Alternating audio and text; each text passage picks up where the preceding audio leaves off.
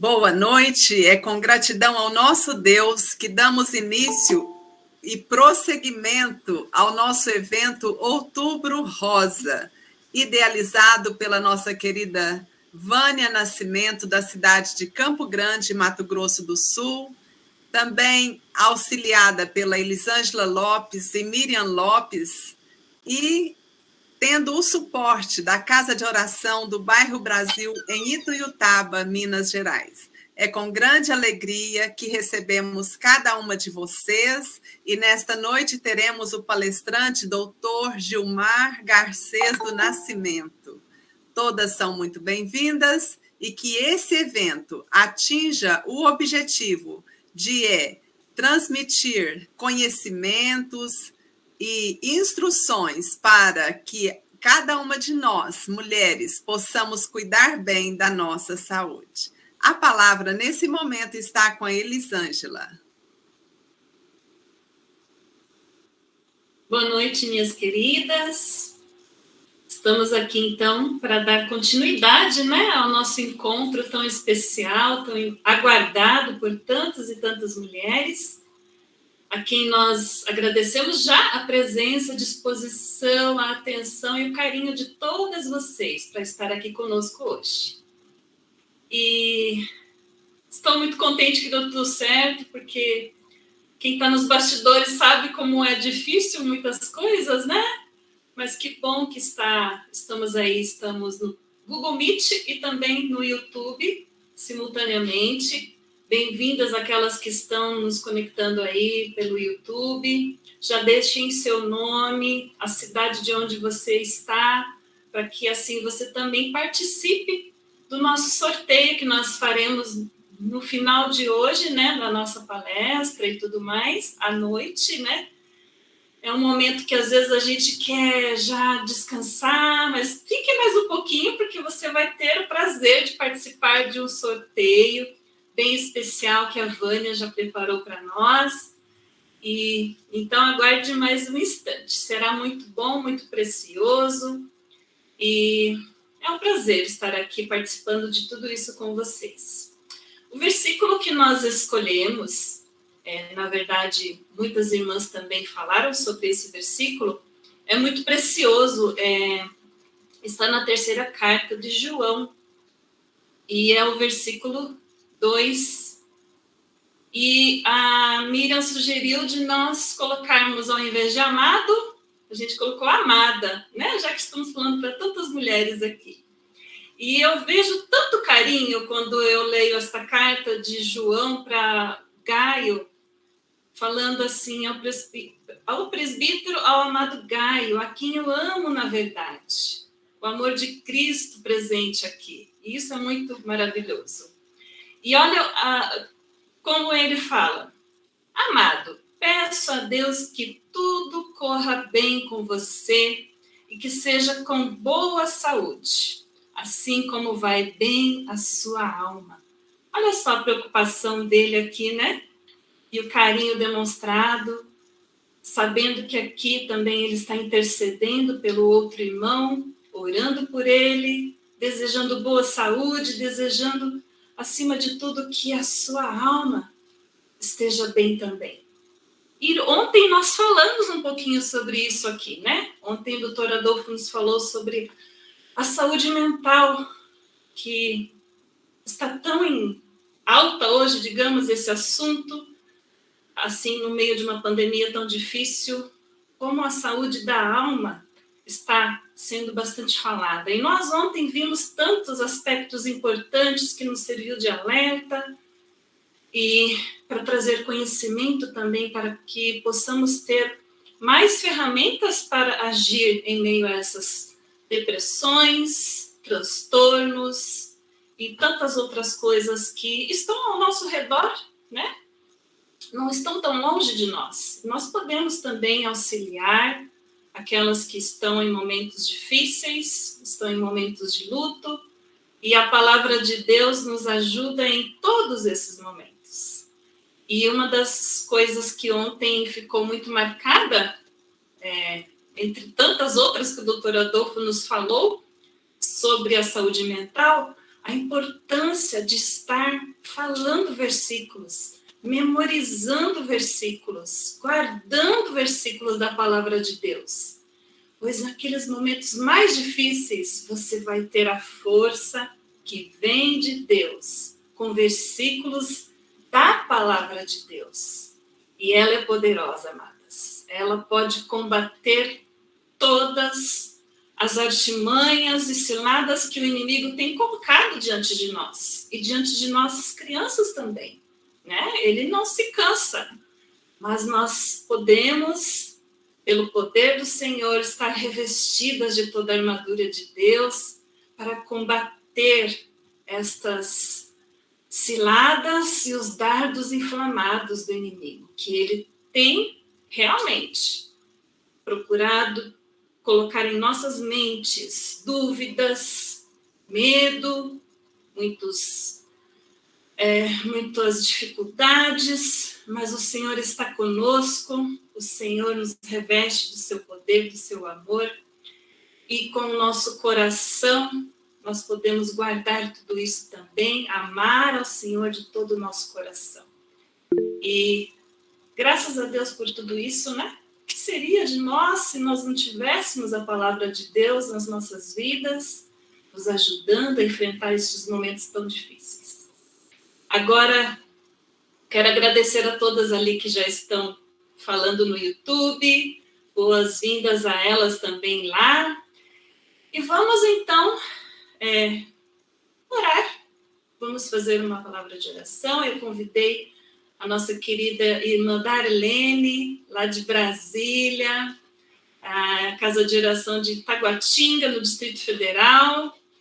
Então, ela vai fazer uma oração para nós, que com muita alegria ela recebeu o convite, e agora, logo depois, estará com a palavra o nosso doutor Gilmar Nascimento, que já está ali preparado, junto com a Vânia, para nos trazer muitos mais esclarecimentos com a nossa saúde, né? Sobre a nossa saúde física hoje. Ele vai falar muitos assuntos importantes. Sejam bem-vindas, queridas, à nossa segunda reunião sobre o Outubro Rosa, que nós tanto almejamos, né? E agora está sendo concretizado aqui, com muita alegria. Darlene, você está me ouvindo bem? Pode ativar o seu microfone, minha querida.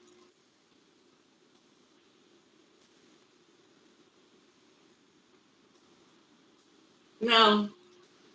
Ative seu microfone, por favor.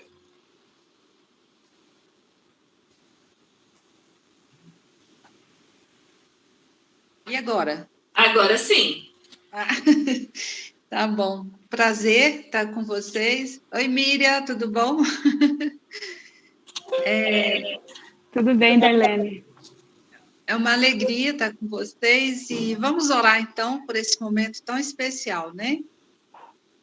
Pai querido, nós te agradecemos por esse dia, te agradecemos pela tua presença em nossas vidas, pelo cuidado do Senhor com cada um de nós, com cada uma família que está aqui representada. O Senhor tem cuidado das nossas vidas. Obrigado, ó Pai, por todo o teu cuidado conosco. Pedimos a tua bênção, Senhor, por esse momento, por essa noite, pelo Gilmar, pelo que ele vai ministrar para nós, que possamos, ó Pai, ter um esclarecimento melhor da tua palavra e também na área da saúde. Que o Senhor esteja abençoando o Gilmar, dando a ele sabedoria. Abençoa, Senhor, cada pessoa que está aqui, que está entrando nesta sala, e possa ser abençoado nesse dia. Nós oramos entregando tudo a Ti, no nome de Jesus. Amém. Amém.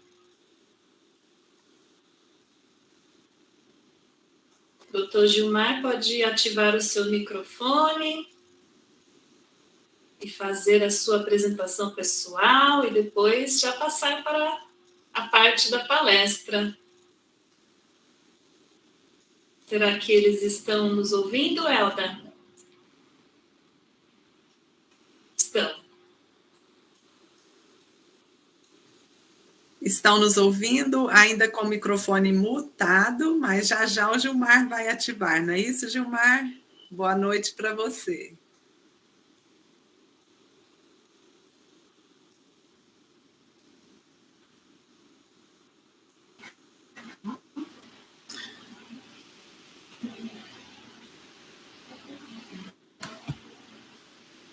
Ixi, Vânia, travou. Pronto, Tô com um delayzinho Gil, tá aqui, certo. mas eu acho que agora vai. Deve ser o fuso horário de Mato Grosso.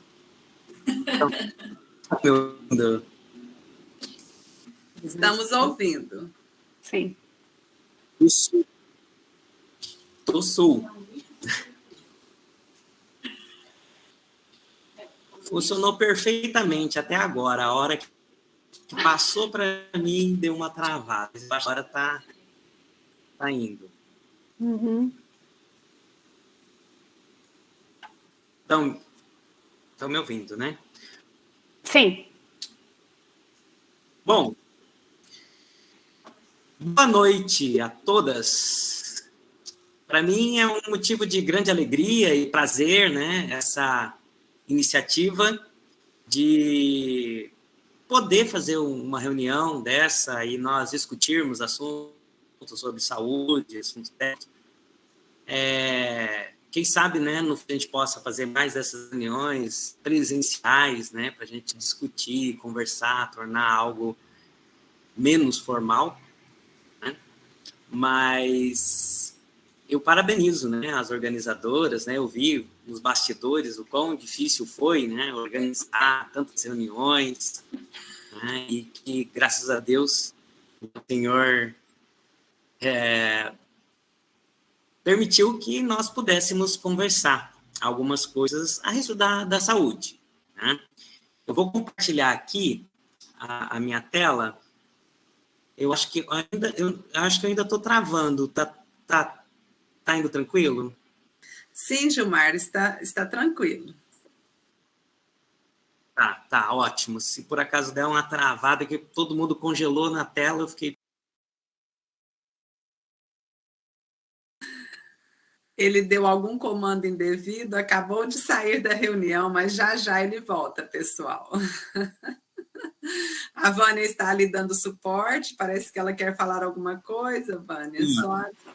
Sim, o Gilmar já estava de volta. Uhum. Estava tudo perfeito até agora. Continua perfeito, irmão. Deixa eu só compartilhar aqui a tela. Vamos falar, então, sobre saúde preventiva. Estão conseguindo ver, né? Tá tudo certinho aí, o áudio, que agora eu só vou ouvir vocês. Tá tudo ótimo, Gilmar. Certo. Vamos lá, então. Bom, meu nome, Dr. Gilmar Garcês do Nascimento. Essa é a minha linda família, minha esposa Vânia, a minha primogênita Ana Elisa e a pequenininha Gabriela. Né? Então, mulher faz parte do meu universo. Eu trabalho cercado de mulheres, eu venho para minha casa, eu estou cercado de mulheres e, além delas, aqui na minha casa, eu ainda moro com 2 cunhadas e a minha sogra. Então, só tem eu de homem nesse universo cor-de-rosa. Então, para mim, mulher faz parte da minha rotina, do meu dia a dia. Isso aqui é um pouco do que eu faço, né? Eu sou graduado em medicina pela Universidade Federal, em 1999.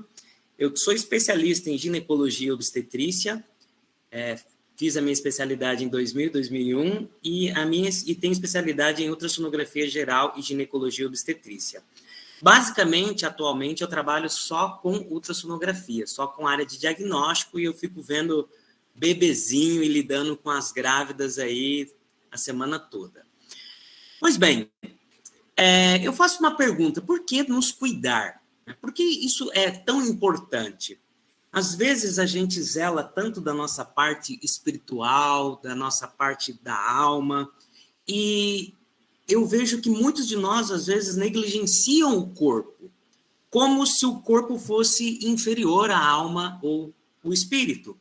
Mas a importância de nos cuidar tem base bíblica para isso. O próprio apóstolo Paulo, ele fala lá em 1 Coríntios, no capítulo 6 e 19, que o nosso corpo, ele é o templo do Espírito Santo e que nós não pertencemos a nós mesmos. Ora, se nós não pertencemos a nós mesmos, nós temos alguém que é dono do nosso corpo. E o dono do nosso corpo é o próprio Senhor.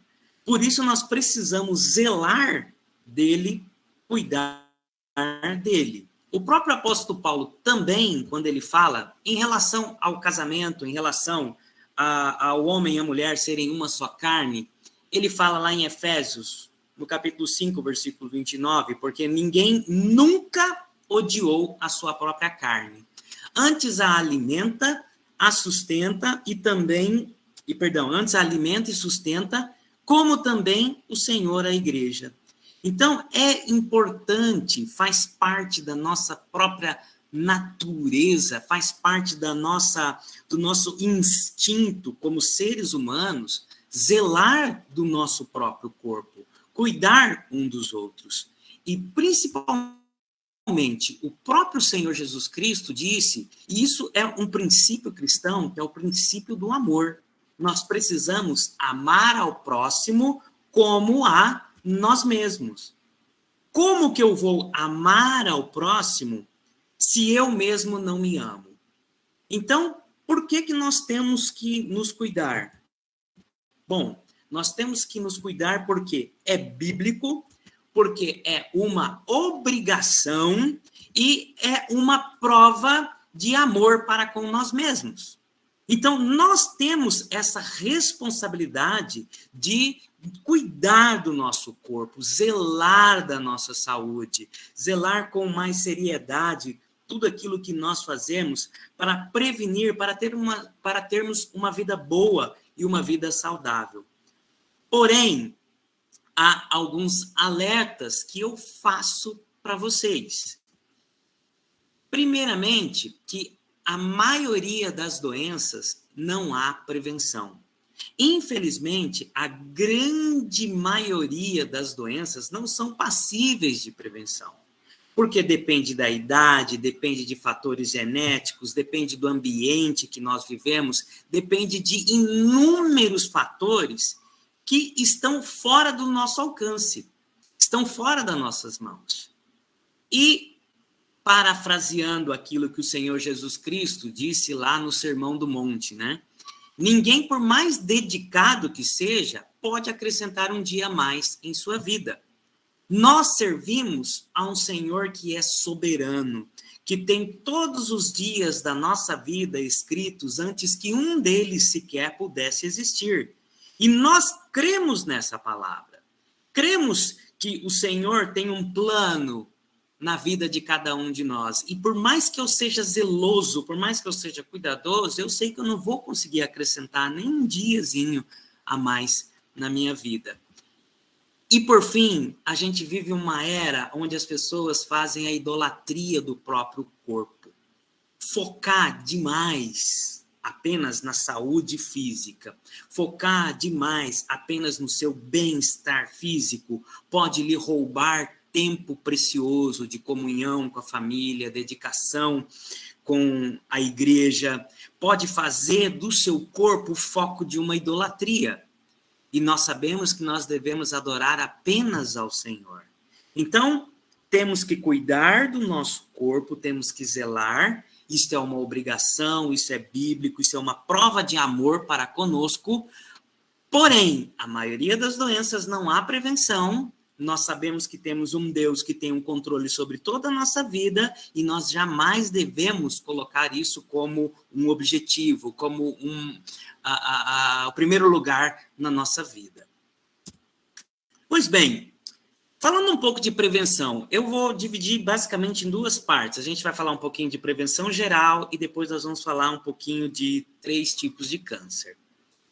Quando nós falamos em prevenção, nós temos basicamente um tripé, que são os hábitos pessoais, a alimentação e o acesso aos serviços de saúde. Se você prestar atenção nesse gráfico que eu coloquei, hábitos pessoais e alimentação é algo que diz respeito exclusivamente a você. Então, quando a gente fala em prevenção, imediatamente vem na nossa cabeça que prevenção é apenas o tratamento médico, é o hospital, é a vacina, é a cirurgia, é o exame. E, na verdade, não é. É um tripé. É a maneira como eu vivo, aquilo que eu como e o acesso que eu tenho aos serviços de saúde. Pois bem, com relação aos hábitos pessoais, é aquela mesma rotina que todo mundo já sabe. É tentar viver uma vida mais saudável. É desenvolver uma atividade física regular. Isto é uma coisa importante. O nosso corpo não foi feito para ficar parado. É muito comum a gente ouvir as pessoas falar assim, porque antigamente o meu avô comia um prato enorme de gordura, fritura, fumava, e ele viveu até os 90, 100 anos. Sim, claro, mas naquela época ele comia um prato de gordura, bebia e fumava e ia para a roça. Ia pegar enxada, um dia inteiro trabalhando. Então, um estilo de vida saudável exige que a gente faça uma atividade física regular. E isso é importante. Nos nossos dias, as coisas estão muito cômodas. Nós não fazemos força para abrir mais a janela do carro. Nós não fazemos força para mudar o canal da televisão. Então, nós estamos ficando cada vez mais sedentário. E isso tem comprometido a nossa qualidade de vida. Abandonar vícios, tabagismo, etilismo, drogas, são coisas que estão bastante claras na nossa mente. Recreação, isto é importante. Abrir tempo na nossa agenda para nos divertirmos, para termos um bom momento de lazer, uma vida social ativa com a família, com a igreja, com amigos. Nós precisamos conversar com as pessoas. Nós precisamos interagir como seres humanos. Quando Deus fez o homem, uma das primeiras coisas que Deus disse foi que era bom que o homem não estivesse só. Então, o Senhor não nos fez para sermos isolados. E a vida moderna cada vez mais está nos empurrando para o isolamento. Então, Deus assim fez o homem, fez a mulher, fez a família, fez os filhos, fez os povos, para que nós pudéssemos ter uma vida social ativa. O ideal é que você converse todos os dias, pelo menos de 6 a 9 pessoas. E que desse grupo de 6 a 9 pessoas, pelo menos de 3 a 4 sejam pessoas diferentes, pessoas que não fazem parte da sua rotina, da sua vida. Bons hábitos comportamentais. O que é isso? O que é bons hábitos comportamentais? É você trabalhar o amor, a bondade, a benignidade, a mansidão, a fé, o domínio próprio. São as características do fruto do Espírito Santo na nossa vida.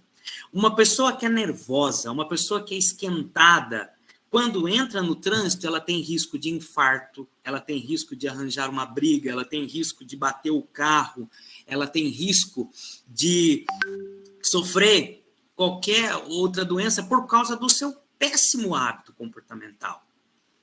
Quando nós trabalhamos as características do Espírito Santo na nossa vida, nós nos tornamos pessoas mais mansas, pessoas menos ansiosas, pessoas que têm um menor risco de se envolver numa briga ou num acidente. E tudo isso são coisas que são passíveis de prevenção. Uma das maiores causas de morte hoje no Brasil não é Covid, não é infarto, não é câncer. A primeira causa de morte no Brasil são mortes violentas. São mortes que são passíveis de prevenção. Ou é no trânsito, ou é em briga, ou é através de armas de fogo, ou através de arma branca. São mortes de pessoas jovens que se envolvem em determinadas situações e que têm a sua vida ceifada por um momento de violência. A primeira causa de morte no nosso país é a morte violenta. Pois bem, Alimentação. Mais uma vez, aquilo que todos vocês já estão fartos de ouvir, né? O médico bate sempre na mesma tecla: atividade física, alimentação. A nutrição, ela é extremamente importante. Precisamos ter uma nutrição balanceada e fracionada, rica em fibras, verduras e legumes. Redução de gorduras e açúcar. Redução dos alimentos artificiais e dos fast food.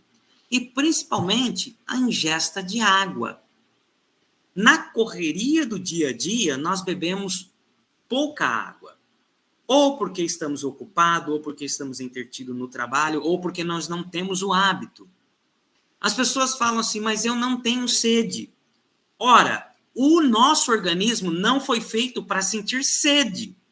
Quando nós olhamos aquelas pessoas na África, sem água e sem alimento, elas não sentem sede e não sentem fome, porque o nosso organismo se adapta à secura e à fome. Nós só vamos sentir sede se nós tivermos o hábito de ingerir água. E o ideal é entre 2 a 3 litros por dia. Tem essa formulazinha aí que é 35 ml por quilo. Entre 35 e 40. Uma pessoa de 60 quilos, um peso normal, ela precisa de mais ou menos 2 litros por dia. E eu falo água, não é suco, não é chá. Não é, aqui no nosso estado, tem muito hábito de beber, tomar tereré, isso não é água, entra como complementação. Nós estamos falando da ingesta da água da forma mais pura, entre 2 a 3 litros por dia. Mas, gente, isso é difícil, isso é complicado. Tudo é uma questão de hábito, tudo é uma questão de organização e de educação. Nós estamos falando de prevenção. Isso é algo para uma vida toda. Não adianta eu querer me organizar, não, esse mês eu vou comer direitinho e no próximo eu vou me arrebentar. Não adianta. Não funciona. E em tudo nós temos que agir com muito bom senso. Uma coisa que eu sempre falo para os meus pacientes é que o alimento, ele não é nenhum veneno e também não é nenhum remédio. Por exemplo, as pessoas falam assim, açúcar é um veneno, faz um mal danado. Não é, é alimento. Refrigerante, refrigerante é um veneno. Não é. Se você vai tomar um refrigerante no final de semana, numa festa, um copinho, eu tomo de vez em quando, doutor, é um problema? Não é o problema. O problema é quando nós fazemos desses hábitos algo rotineiro. Tomar refrigerante todo dia, ingerir grande quantidade de açúcar e gordura diariamente, isso vai gerar uma consequência futura. Isso é ruim. Outra coisa que as pessoas fazem muito, abacaxi com Coca-Cola quebra a pedra. Assim, abacaxi é comida. Coca-Cola é um refrigerante. Não é remédio. O tomate protege do câncer de próstata. Ora, se o tomate protegesse do câncer de próstata, todo mundo que come tomate não teria câncer de próstata. Então, essas coisas, a grande maioria é mito. Cuidado com aquilo que vocês ouvem. Cuidado com aquelas mensagens. Olha, os médicos não querem saber porque eles vão perder os pacientes, eles vão perder dinheiro. Isso não é verdade. Eu, como médico, o que eu mais quero é que o meu paciente melhore, que o meu paciente se trate. Bom, e o terceiro pé do nosso tripé, lembram, né? Bons hábitos, uma boa dieta nutricional e o terceiro pé da prevenção de uma boa saúde, que é acesso aos serviços de saúde. E isso deve ser desde a infância até a velhice. Que são as consultas de rotina, os exames, a avaliação médica e a avaliação de outros profissionais, nutricionista, fisioterapeuta, fonoaudiólogo, o serviço de enfermagem, né? outros profissionais que também fazem parte da cadeia da saúde, que nos auxiliam na prevenção de outras, de doenças, de uma vida mais saudável. Calendário vacinal atualizado. Quando eu me formei há 20 anos atrás, eu tinha de cor as vacinas que a gente fazia. Eram 6, 7. Hoje é impossível, né? Hoje apenas o pediatra ou o imunologista que está habituado com a vacina, que sabe as vacinas que nós temos hoje no calendário oficial, fora aquelas, né, que estão disponíveis também na rede particular. E principalmente boas fontes de informações. A gente tem que tomar muito cuidado com a fonte de informação. O ideal é discutir com um médico, discutir com outro profissional da saúde, porque às vezes acontece de nós só nos atualizarmos pelo Google, pelo WhatsApp, e infelizmente aquilo que mais chama atenção é aquilo que replica. É muito comum as pessoas pegarem a doença. Eu acho que você tem que ir na internet, sim, descobre uma doença e que vai na internet, vai em fontes de pesquisa, mas sempre converse com um médico, converse com um profissional de saúde e, principalmente, acesso ao diagnóstico, tratamento e acompanhamento adequado das patologias. Então, esse é o tripé da prevenção.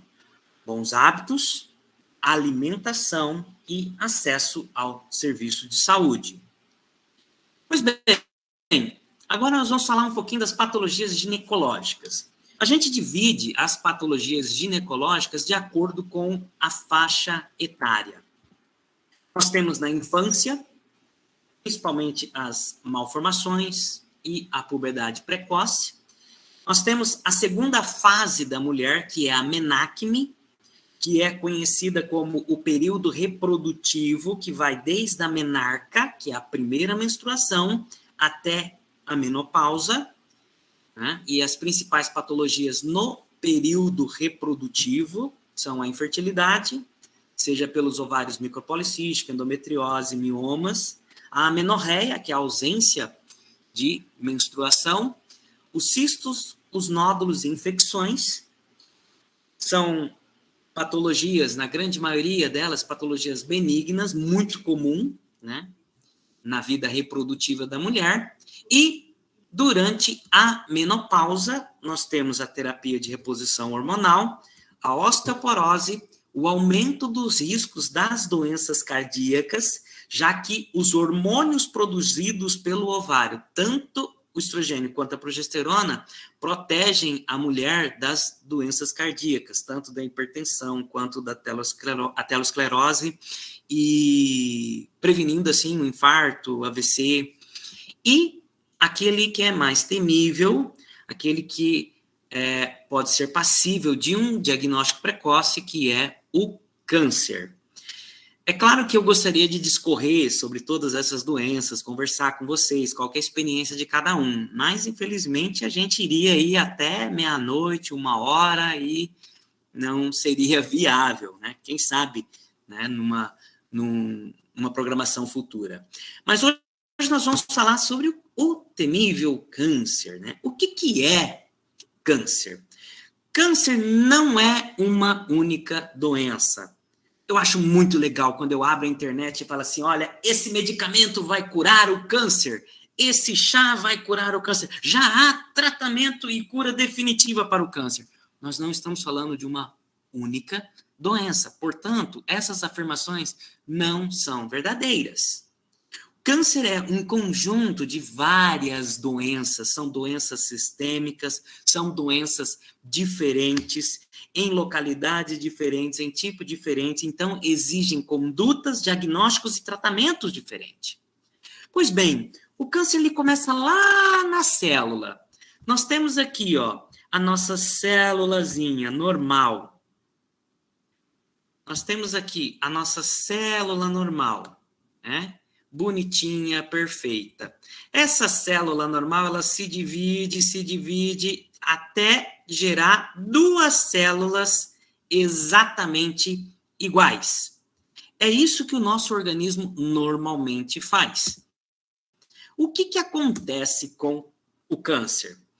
A célula normal, ela se divide, 1, 2, 4, e todo esse processo acontece de uma forma bastante lenta e organizada, até que aquela célula normal se transforme o quê? Num tecido saudável, organizado, perfeito, desde a primeira divisão até a formação do tecido. Isso acontece todos os dias na nossa vida.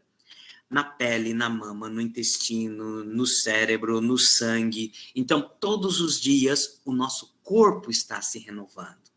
De uma célula normal, ela se divide e forma os tecidos saudáveis. E o que acontece com o câncer? O câncer é aquela célula normal, bonitinha, perfeita, que na hora de se dividir, ela sofre uma mutação genética. E ela se divide e se transforma num grupamento de células irregulares, amorfas. Há uma falha dessa divisão. Um tecido normal, ele se divide, há uma mutação, e aquelas células começam a crescer de forma desordenada, tomando conta daquele órgão, evoluindo para a doença que nós conhecemos como câncer. Isto é o câncer, uma replicação anormal de uma célula que era normal, até que ela toma conta daquele órgão. Pois bem, vamos falar então daquele que é mais temível. É o câncer de mama. O câncer de mama é o câncer de maior incidência entre as mulheres.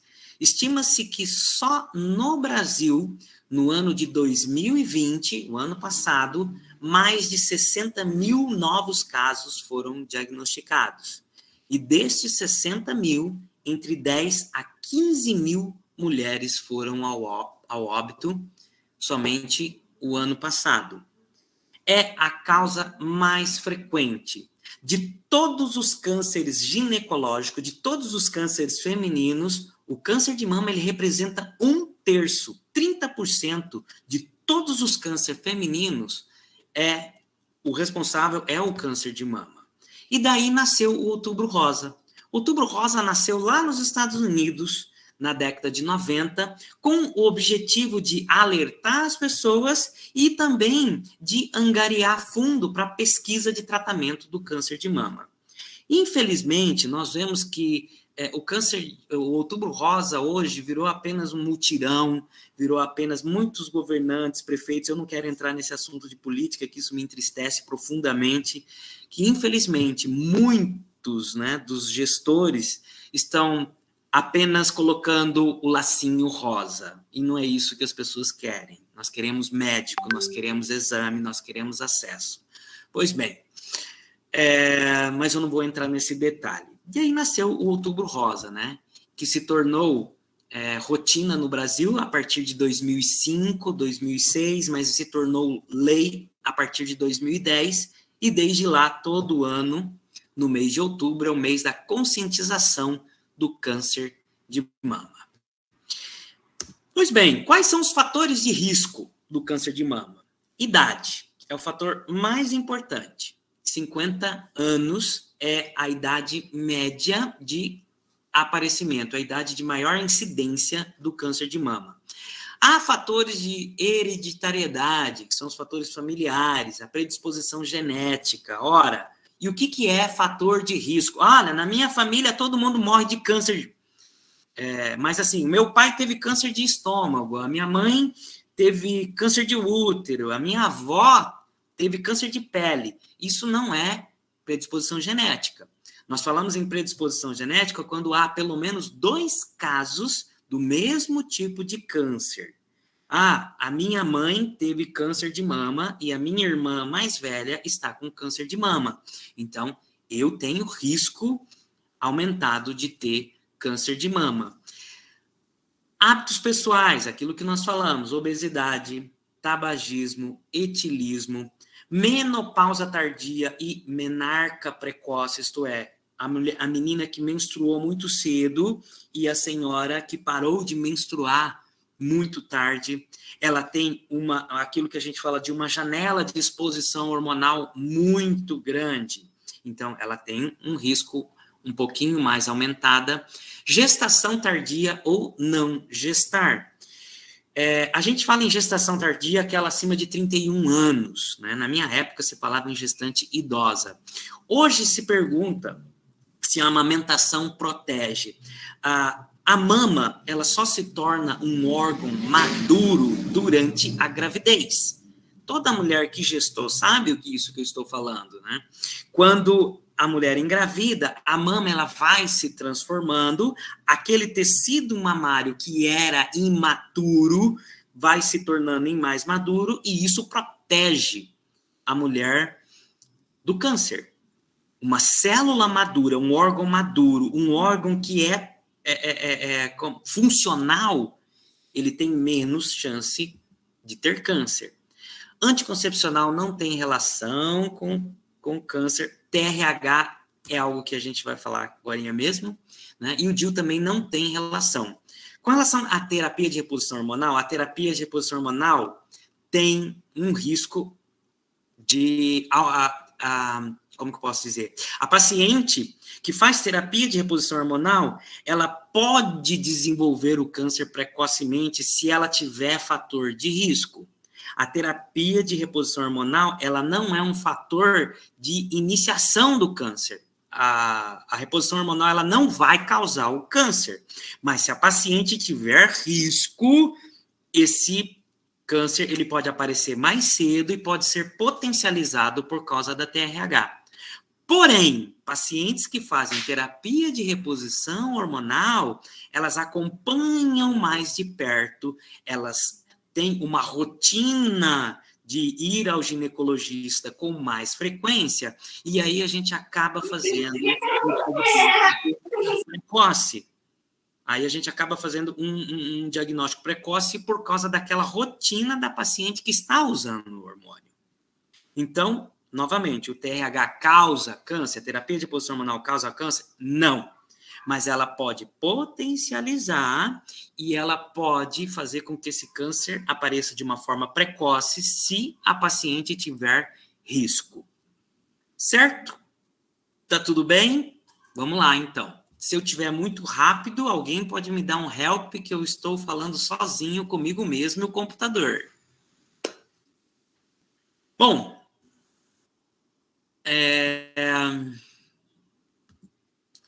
quais são os principais sintomas do câncer de mama? O principal sintoma do câncer de mama é não ter sintoma. É uma doença assintomática que cresce de maneira silenciosa, que pode demorar anos para evoluir e quando aparecem os primeiros sintomas, pode ser que seja tarde. Quando nós pensamos nos sintomas, o que vem na nossa cabeça? Aquele nódulo, caroço, duro e indolor. Mas lembram que eu falei lá atrás do nosso câncer, que ele desenvolve, né? Para sair daqui, ó, da célula normal até chegar lá no nódulo, às vezes demora-se anos. E às vezes se perde tempo. Tempo que é precioso para o tratamento, que pode significar a diferença entre a vida e a morte da paciente. Então, eu não posso esperar aparecer o nódulo. Outros sintomas, que são sintomas mais graves, conforme a doença vai evoluindo, alteração na coloração e na textura da pele. A pele pode ficar mais escura, com aspecto de hematoma, infiltrado, ou mais grossa, ou mais aquele aspecto de casca de laranja. Secreção com sangue saindo pelo mamilo. A mama é uma glândula. Sair secreção tipo láctea, tipo leite, ou uma secreção mais amarela, mais branca. Isso são coisas normais, porque a mama é uma glândula que produz secreção a vida toda. Mas se sair sangue, opa, é sinal de alerta. Alteração da forma e tamanho, assimetria da mama. A aprofundamento ou endurecimento na pele. São sintomas de uma doença já avançada. Eu não quero descobrir o câncer de mama nessa fase, eu quero descobrir na fase anterior, aonde ainda não há sintoma. E, infelizmente, algumas pacientes, mesmo já apresentando esses sintomas, começam a negligenciar, ou por medo, ou por ansiedade. É natural, o medo faz parte da nossa vida. O medo de uma doença grave, o medo da dor ou da morte é algo que faz parte da nossa natureza. Mas a gente não pode ir postergando. E, infelizmente, às vezes nós descobrimos já quando há as metástases. O que é a metástase? Aquele nódulo que estava localizado ali na mama começou a disseminar para outros órgãos. Nódulos na axila, pacientes com dor óssea por causa da infiltração óssea dentro da coluna. O câncer de mama pode fazer metástase óssea para a coluna, alterações respiratórias, nódulos abdominais, fígado, linfonodos abdominais. E, infelizmente, não é infrequente a gente receber paciente assim. Mês passado, eu recebi uma paciente de 45 anos que o sintoma dela foi que ela não estava conseguindo andar. Ela estava sentindo dor na cintura para baixo. E quando a gente examinou a mama dela, ela tinha um caroço do tamanho de uma laranja no peito dela. E quando chega nesse estado, infelizmente, o tratamento é muito complicado, é muito reservado. E, infelizmente, essa paciente veio a óbito. Pois bem, quando nós falamos em câncer de mama, nós não falamos em prevenção. O termo correto é diagnóstico precoce. Mas calma, continuem usando o termo prevenção, isso é muito bom. Mas pra gente, na verdade, prevenção é um motoqueiro que sai no trânsito e que usa um capacete e ele vai se prevenir de um trauma. Isso é prevenção. No caso do câncer de mama, se nós lembrarmos que a grande maioria dos fatores, idade, hereditariedade, familiar, esses fatores a gente não pode mudar. Então, se tem uma predisposição genética de eu ter aquele câncer, eu tenho que me prevenir através do diagnóstico precoce. É descobrindo o câncer nas fases iniciais, aonde há um maior sucesso no tratamento. E não tem jeito, os pacientes vão ficar bravos, vocês vão ficar bravas com a gente. É um exame chato, é um exame que dói, mas o que salva a vida, no caso do câncer de mama, é a mamografia. A mamografia, ela descobre alterações pré-cancerígenas numa fase onde ainda não há nódulo. O nódulo palpável, por um bom médico, ele já mede pelo menos 1 centímetro. Para ele aparecer no ultrassom, ele já tem que medir entre 3 a 5 milímetros. E a mamografia descobre o câncer ainda nas microcalcificações. Às vezes, o radiologista precisa até de lupa para olhar aquela mamografia. É o que previne. Ah, mas eu tenho que fazer mamografia em quanto tempo? Isso ainda é uma discussão. A Sociedade Americana de Radiologia diz que o rastreio para o câncer de mama deve começar aos 45 anos e uma mamografia bianual. Aqui no Brasil, nós fazemos, de acordo com a FEBRASGO, de acordo com a Sociedade Brasileira de Mastologia, uma rotina de uma mamografia anual a partir dos 40 anos.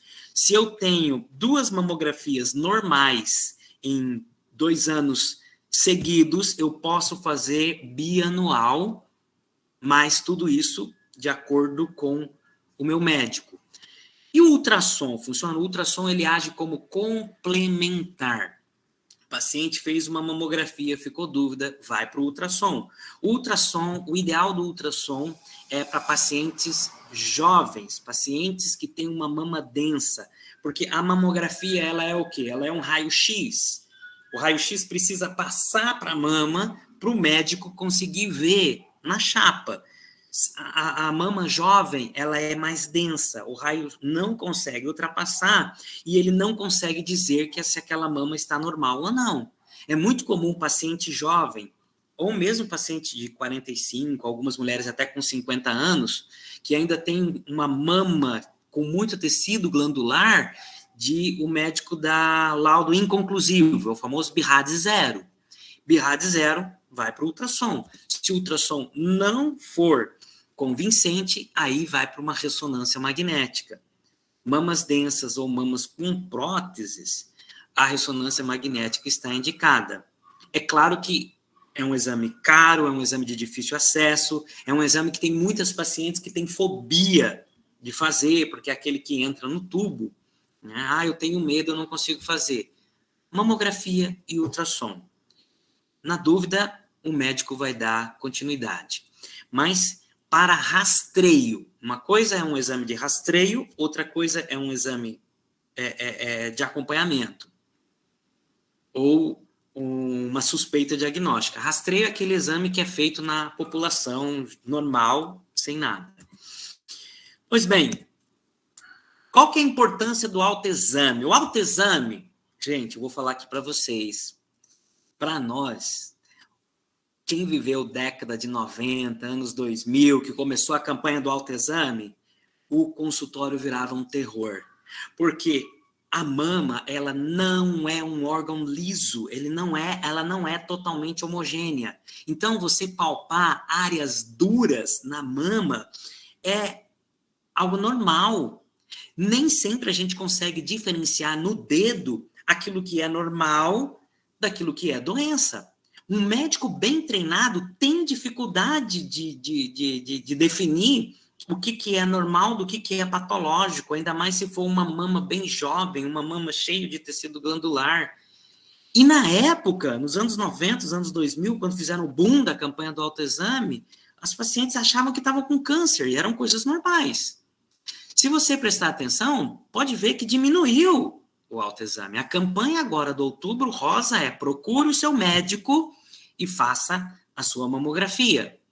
Mas o autoexame, ele não perdeu ainda o seu valor, mas ele não serve para rastreio, muito menos para diagnóstico do câncer. Ele tem um caráter educativo, que é a paciente se conhecer, a paciente se tocar, perceber se há alguma diferença, se há alguma simetria, se há algo que eu percebi que está diferente no espelho, no banho, de qualquer forma que você fazer. O ideal é no banho, na frente do espelho, depois da menstruação. Mas, às vezes, no dia a dia, a gente não lembra, né? Não torne isso uma paranoia na sua vida. Porque tem muitas pacientes que não querem. Doutor, eu não sei. Para mim, toda hora eu estou com câncer, eu não sei, eu prefiro vir aqui no consultório fazer os exames. Ótimo, esse é o perfeito. Tem pacientes que têm cancerofobia, que palpam e já acha, já quer fazer cirurgia de coisas que são normais. Então, a mama deve ser palpada por uma mão treinada pelo médico. Porém, o autoexame deve ser realizado como caráter educativo, como autoconhecimento. E o tratamento do câncer depende muito do estadiamento. Claro que doenças descobertas na fase inicial, estadiamento 1, 2 e 3, cirurgias conservadoras. Estadiamentos mais avançados, mastectomia, quimioterapia, radioterapia, tudo depende da fase que a gente descobre. Por isso que a mamografia é o exame mais importante na detecção do câncer de mama. É o que salva de verdade. Pois bem, vamos lá. Já estamos aqui com 40 minutos, hein? Vamos falar um pouquinho sobre o útero. Olha essa figura linda e maravilhosa do útero, né? Nós temos aqui, ó. Cadê um pouquinho de anatomia? Gente, alguém fala alguma coisa aí só para eu ouvir? Oi, Gilmar, estamos todas aqui, 44 mulheres no maravilha. E várias no YouTube. Maravilha, ó, aqui, ó, vagina, útero, ovário. Gente, quando você olha essa figura, você imagina que o útero está ocupando metade da sua barriga, e na verdade não é, né? O útero aqui, ele mede 7 centímetros. A distância do útero para o ovário são 2 centímetros, no máximo, 1 a 2 centímetros. O paciente sente dor lá em cima e fala assim, acha que é meu ovário. Eu vou contar um segredo aqui para vocês, mas vocês podem esparramar para quem vocês quiser. O ovário não dói, tá, gente? Não chegue no seu médico e fala que está com uma dor no ovário. Ele não tem inervação para dor. Ah, mas se eu tiver um cisto, apenas um cisto grande que vai incomodar o órgão vizinho. Certo? Pois bem, o colo do útero está aqui, ó. Volta lá. O colo do útero está aqui, ó. É a entrada do útero. Uma patologia aqui muito comum, mioma. O que é um mioma? Mioma é um nódulo benigno da parte muscular do útero. Mioma não tem nada a ver com câncer. Eu tenho mioma, vai virar câncer? Não, não vai virar câncer, porque um abacaxi não vai virar maracujá, nem um maracujá vai virar um limão. Não, o câncer, ele já nasce câncer. E um nódulo benigno a chance de um nódulo benigno malignizar é igual de um tecido normal. Então, o mioma não aumenta o risco de câncer. Eles aqui estão... Ele cresce na parede do útero. Pois bem, aqui nós temos uma visão que o ginecologista tem do colo do útero. O colo do útero é aquela entrada, quando ele coloca aquele bico de pato, chamado espéculo, e abre a vagina, expõe a vagina da paciente, né? Ele vai ver isso. Isso é um colo uterino normal. O câncer, ele aparece irregularidades nesse colo. Pode aparecer feridas, pode aparecer ulcerações, pode aparecer lesões verrucosas. E aí ele vai com uma espátula ou uma escova e colhe aquele material. O câncer do colo uterino é o câncer de país pobre.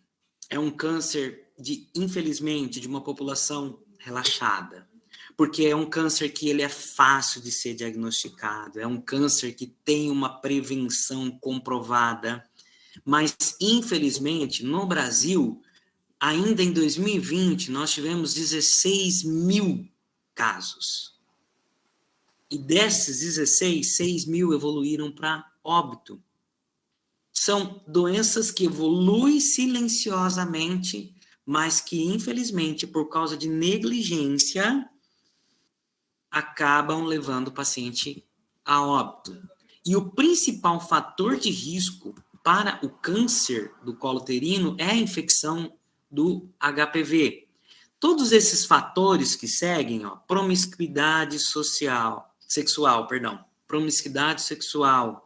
anticoncepcional, múltiplas gravidez, uso de DIU, uso de qualquer outro método anticoncepcional, ele está muito ligado à promiscuidade sexual. Infelizmente, nós temos uma campanha massiva, né, da libertinagem sexual. A sexualidade ela é desenvolvida e começada de uma forma precoce, de uma forma irresponsável, e isso favorece o que? A replicação do HPV. E o HPV hoje é conhecido como causador do câncer do colo uterino. O câncer do colo uterino hoje é conhecido como uma doença sexualmente transmissível. 70% dos cânceres de colo uterino são causados por causa do HPV. Esse é o principal fator de risco. Então, como prevenir? Aí a gente tem um método que funciona. A primeira coisa, educação sexual. É aquilo que a Bíblia chama de casamento. Segundo ponto, a vacina. A vacina ela é importante, né? A vacina do HPV. Crianças entre 9 a 13 anos. Mas eu não quero fazer no meu filho.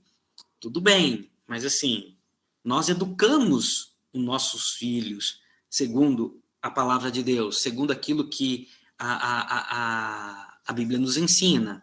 Mas nós temos a certeza, a garantia que eles vão continuar andando, né, no caminho de santidade, de castidade, né? Então, a vacina, ela é um meio. E, principalmente, o diagnóstico precoce. Aí entra aquele famoso teste, que é o Papa Nicolau, né? Aqui nós temos o verdadeiro exame preventivo, né? Que é aquele que o médico faz, novamente, lá no colo, né? Vai com a escovinha, raspa, é apenas mucosa, é um exame rápido, fácil, indolor, barato, disponível em qualquer unidade de saúde, disponível em consultório, disponível na clínica, no posto de saúde, perto da sua casa. Eu tenho certeza que disponibilizam esse exame, né? E em casos de suspeita ou em casos mais graves, a colposcopia, que o médico entra com um binóculo, né? Literalmente é um binóculo, é um microscópio, né? Óptico, e ali ele vai avaliar aquela lesão e, se necessário, a biópsia. Um outro órgão que a gente vai falar é sobre a tireoide. Olha, gente, tireoide não é uma doença, tá? As pessoas chegam assim, doutor, eu tô com tireoide. Aí eu falo para ela, eu também, né? Todo mundo tem a tireoide. Tireoide é uma glândula que fica aqui, ó, na face anterior do pescoço, e ela é responsável por todo o metabolismo do nosso organismo. Nós temos uma célula chamada pineal, hipófise, aqui, ó, no cérebro, que estimula a tireoide a produzir os seus hormônios T3 e T4.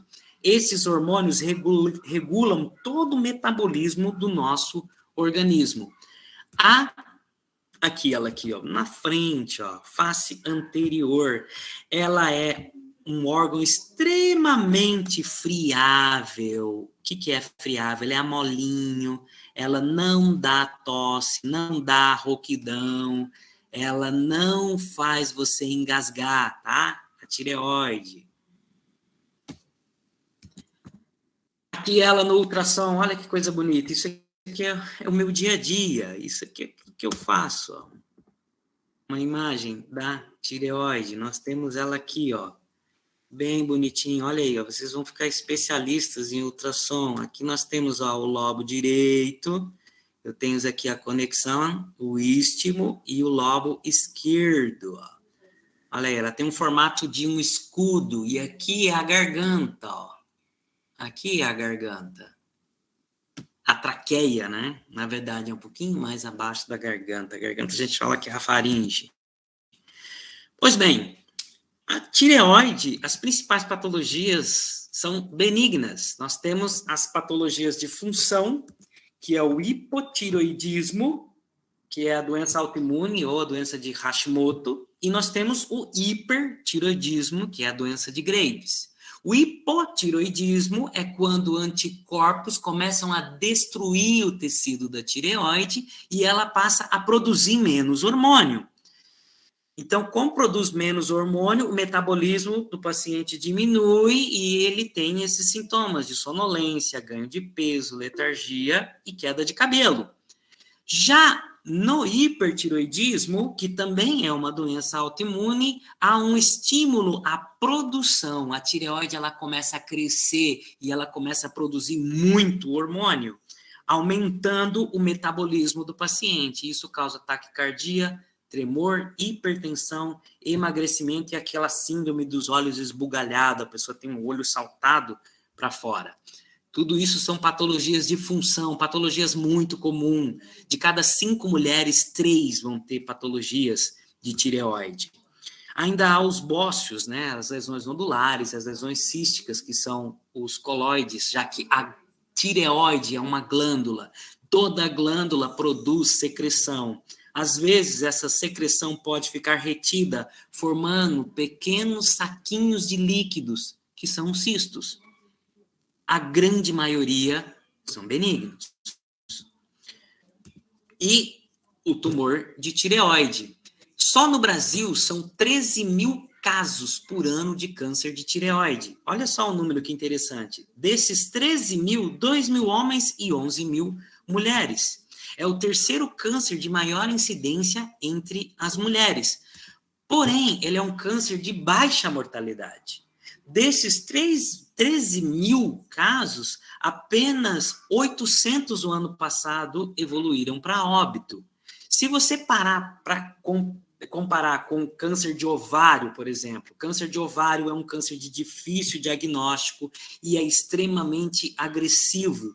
O ano passado nós tivemos 6 mil casos de câncer de ovário e desses 4 mil evoluíram para óbito. Vejam vocês, uma incidência bem menor, porém uma letalidade muito mais alta. Eu costumo até dizer, se você pudesse escolher qual câncer você fosse ter, escolheria o da tireoide. Fácil diagnóstico e baixa letalidade. Pois bem, o diagnóstico é basicamente clínico, né? Tem o exame clínico porque ela é superficial. Aquilo que o olho alcança dispensa os exames de imagem. Pele, colo, tireoide, né? São exames. Mama já é mais difícil porque é mais profundo e a gente quer descobrir numa fase muito mais precoce. Né? Mas o diagnóstico do câncer de tireoide é basicamente o exame clínico, é a palpação e o ultrassom. Um exame fácil, barato, bonito, elegante, fácil de ser feito e meu queridinho é o ultrassom. E o rastreio do câncer de tireoide é algo que ainda é polêmico, porque como a tireoide faz muita patologia benigna, né? A Vânia nem sabe, mas eu tenho um cisto complexo na minha tireoide. Vai descobrir hoje e vai me encher o saco para eu fazer exame. Então, ainda bem que eu não estou ouvindo. Então, o rastreio para o câncer de tireoide é algo questionável, porque como a tireoide faz muitas nódulos benignos, isso pode gerar um aumento de procedimentos desnecessários, punções, cirurgias, que às vezes a paciente não precisaria, né? Então, tireoide como rastreio, ela ia fazer essa pergunta, mas eu acho que a gente pode discutir isso mais para frente, né? Mas lembrem que há uma diferença. Rastreio é aquele exame paciente normal, aonde a gente vai buscar alguma coisa. É diferente de um exame de diagnóstico, um exame de acompanhamento. Se você palpou e tem um nódulo, você precisa de fazer o exame. Pois bem, gente, eu acho que eu já falei aí quase 1 hora, já quero pedir perdão para as irmãs, né? O assunto, ele é bastante vasto, né? E eu quero só terminar com um versículo lá de Eclesiastes 11, versículo 8, né? Salomão, o homem mais sábio do mundo, né? Ainda que o homem, ou ainda que a mulher, né, viva muitos anos e regozije em todos eles, contudo, deve lembrar-se de que há dias de trevas, porque serão muito. E tudo quanto acontece é vaidade. Eu espero que possa ter contribuído. Meu e-mail vai estar à disposição. Qualquer coisa, vocês pegam o WhatsApp da Vânia, ela vai responder vocês todos com bastante carinho, ela filtra, né? E passa para mim as informações, né?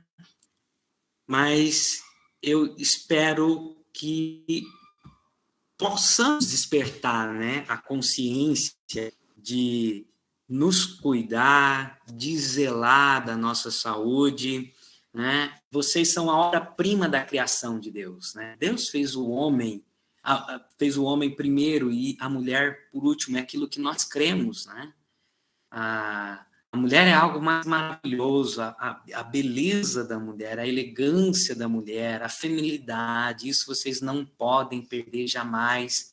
E nós temos que ser contrários a tudo quanto é movimento que possa surgir e possa apagar o brilho de todas vocês, né? Nós jamais saberemos viver, né, sem uma mulher ao nosso lado, próxima, nossas filhas, nossas mães, né? E a Senhor nos fez, né? Se o Senhor quisesse que nós fôssemos iguais, ele teria feito iguais, né? Nós somos complementares, nós somos essenciais. E é isso, acho que eu já falei demais, até engasguei, né? Agradeço demais às organizadoras, e quem sabe a gente possa fazer isso, né? Presencial, né? Com todos vocês querendo fazer pergunta, levantando, né? Tirando as dúvidas. E muito obrigado. Então, falando em perguntas agora, quem ficou responsável pelas perguntas fui eu, né? E a gente agora vai passar para esse momento de perguntas. Tá falando isso, eu vou puxar sua orelha assim, que eu não, né? Vai fazer exame assim. Homem, o bicho é relaxado, não tem jeito. Já até me cobraram de fazer um Novembro Azul, então isso aí eu acho que esse ano não vai dar, mas de repente, né? A gente tem que monetizar os homens. Na teoria eu sou bom. Hoje eu até convenci ele a colocar uma blusinha mais rosinha, ó, que ele não gosta de colocar, não gosta de usar. Então, a primeira pergunta que eu vou fazer é o seguinte: qual que é a idade ideal para ir primeira vez no ginecologista? E falando nisso, hoje é dia do ginecologista obstetra. Escolhemos esse dia sem nem saber, né, Elisângela, Miriam e Elda. Então, parabéns. Então, qual que é a idade ideal, assim, para ir no ginecologista? Primeira vez. A gente, na verdade, o ideal é na fase adulta. Menstruou a primeira vez, já é bom começar já a fazer os exames de rotina, até também para se habituar, né? Pacientes que têm uma vida sexual ativa, elas devem fazer pelo menos uma vez por ano, né? Pacientes jovens, pelo menos uma consulta inicial após a menstruação ou após aos seus 15, 16 anos, até já para ir habituando. E mulheres na menopausa têm que fazer um acompanhamento mais de perto, né? Porque é aquilo que nós falamos, é a faixa etária de maior risco de câncer, né? O que o ginecologista quer descobrir? O ginecologista ele não só quer descobrir doenças, ele quer orientar, ele quer conversar, né? Pacientes na menacme, na vida reprodutiva, precisa ter uma orientação, um planejamento familiar. Infelizmente, a gente vê uma discussão terrível sobre aborto, mas nós não devemos falar nada sobre o planejamento familiar. É difícil uma paciente ter um acesso a um anticoncepcional, ao próprio ginecologia, a um DIU, a orientação, e temos um bate-boca tremendo com relação ao aborto e não se fala nada de planejamento familiar, né? Então, para adolescente, logo após a menstruação, né, pelo menos uma única consulta na sua vida adolescente, a mulher em vida reprodutiva, sexualmente ativa, pelo menos uma vez por ano, e a partir dos 45, aí sim, obrigatoriamente, independente se sexualmente ativa ou não, anual. Uhum. A próxima pergunta que eu vou fazer é uma reclamação até sua, que você faz assim, toda vez que você chega em casa, você reclama: eu vou fazer ultrassom da paciente de mama e ela não levou a mamografia. Eu quero mandar embora. Qual é a importância de levar a mamografia quando vai se fazer ultrassom? Então, de mama. Gente, eu vou falar uma coisa aqui para vocês, para senhoras. Às vezes eu sou muito informal, né? Eu queria ser um pouco mais polido, mas não consigo. É o meu jeito. Então, eu vou falar uma coisa séria. O médico de vocês, ele não tem o dom de adivinhação. Não tem. Eu queria muito, mas... E exames de diagnóstico, a gente não vai conseguir ver tudo num único exame. Seria maravilhoso se eu fizesse um exame que visse tudo. Lembram que eu falei de prevenção? É um tripé bom hábito, alimentação e acesso a serviços de saúde. Só que a pessoa mais interessada na sua saúde é você mesmo. As pessoas vão para a consulta e não têm coragem de levar um exame anterior. A mamografia é um exame que é feito por comparação. Ele vai tirar a chapa, ele vai à direita e vai comparar com a mama esquerda. Opa, tô vendo aqui, tem uma lesãozinha, tem uma coisinha diferente. Vamos lá no exame atrás. Exame de imagem não fica velho. 5 anos, 6 anos, 10 anos. Mas, doutor, o que eu faço com esse monte de papel? Eu costumo dizer, se você tem 2 exames normais, por exemplo, o meu exame do ano passado está normal e do ano retrasado também está normal, não precisa guardar seu exame de 10 anos atrás, porque ele também vai estar normal. Né? Pelo menos as 2 últimas mamografias leva pro mastologista na hora de fazer a mamografia, leva para o ginecologista. Isso é válido para qualquer área, gente. Eu trabalhava numa unidade básica, onde as pessoas iam trocar o remédio e não levavam a receita. E aí trocava o tratamento, aí o médico é chato, o médico tem que cobrar, o médico é isso. Então, a maior interessada é vocês. Eu fazer sacolas com aquele monte de papel, eu não me importo. Olha, às vezes a gente nem vai ver, mas se precisar, tá ali. Colabore com o seu médico, porque a maior interessada é você. Em relação ao ultrassom de tireoide, quando que a mulher tem que se atentar a fazer? Porque, assim, não é comum o ginecologista pedir como rotina. Né? Eu acho que agora eles têm pedido mais. A gente tem até um caso próximo, que é a sua irmã, né, que por causa o médico dela, a esposa, teve um câncer de mama e ele começou a pedir ultrassom, e aí o caso pediu da sua irmã. E a sua irmã teve um nódulo, teve que retirar a tireoide e tal. Então, por um acaso. Então, quando assim, a gente tem que se preocupar para falar assim, passa ultrassom de tireoide, ou dar um toque no médico, será que fica chato a gente pedir, não pedir, tem que fazer de quanto depois tempo? Vocês vão no médico de vocês, com a listinha. O doutor Gilmar pediu. Pede isso. Gente, não tem uma coisa que irrita, gente. O paciente fala assim, doutor, pede esses exames aqui, ó. Gente, eu não sou pedidor de exame, eu sou médico, eu vou te consultar, né? Mas tudo tem seu jeitinho, né? Não vai falar, não, eu não vou pedir porque quem manda aqui sou eu. Não, você quer fazer o exame, ótimo, você tem um bom convênio, tem condições de fazer, faça o exame. Não, né? A gente... O que acontece? Prevenção, câncer de tireoide, ele é palpável. Só que como o ultrassom é um exame barato, fácil e de fácil acesso, recomendo que pelo menos na menopausa, durante a menopausa, que a mulher faça pelo menos um único ultrassom, né? A cada 2 anos, por exemplo, às vezes a cada 3, ou dependendo de acordo com a necessidade, isso de rastreio é aquela tireoide normal, paciente assintomática, que o médico solicita. Eu tenho um nódulo, aí é diferente. Se você tem um nódulo, você tem que acompanhar esse nódulo, né? Levem um exame anterior. O paciente chega para mim e diz, doutor, tá tudo bem comigo, eu não tenho nada. Eu só vim para um exame de rotina.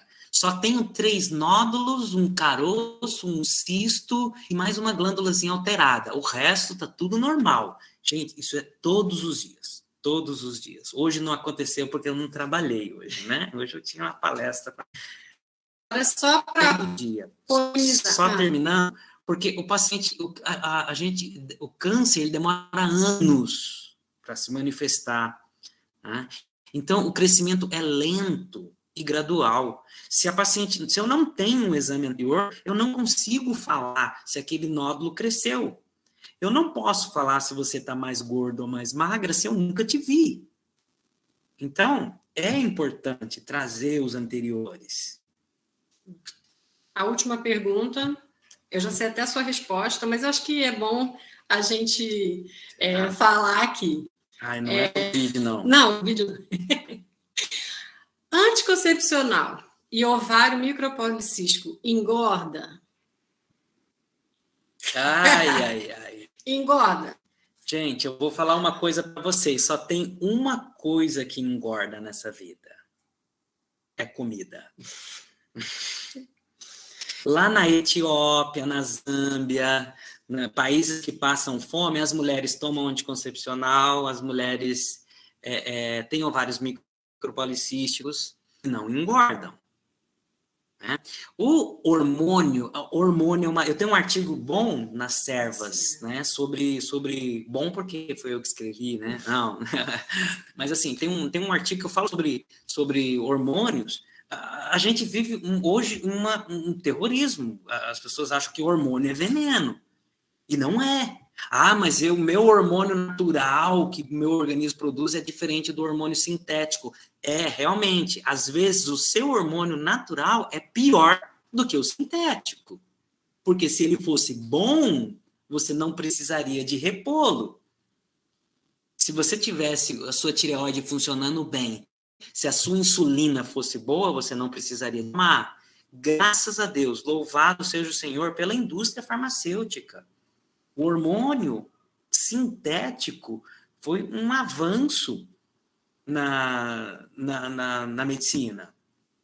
Ele é bom. O anticoncepcional, ele protege a mulher. Não só da gravidez indesejada, como até de alguns casos, como, por exemplo, o próprio câncer de mama, porque ele bloqueia o ovário.